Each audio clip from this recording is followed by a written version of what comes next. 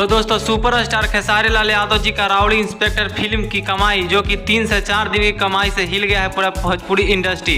तो दोस्तों क्या है खबर की पूरी जानकारी और कितना कमाया है 3 से 4 दिन में राउडी इंस्पेक्टर फिल्म की कमाई हुई है, बताएंगे हम आपको पूरे खबर की जानकारी और पूरे डिटेल के माध्यम से।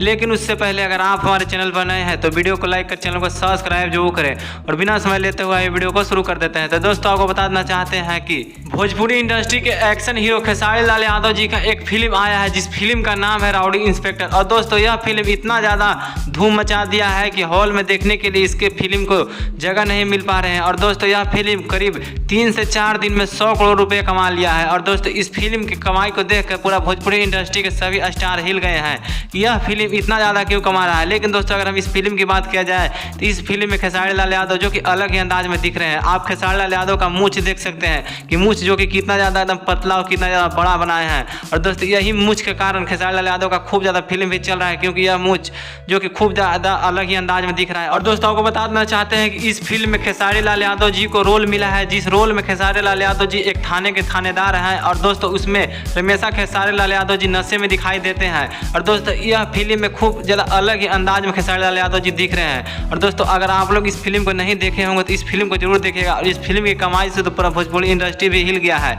लेकिन अब देखने वाली बात यह है कि अब यह फिल्म आगे कितना पैसा कमा सकता है। आप अपने डॉक्यूमेंट बॉक्स में जरूर बताइएगा दोस्तों।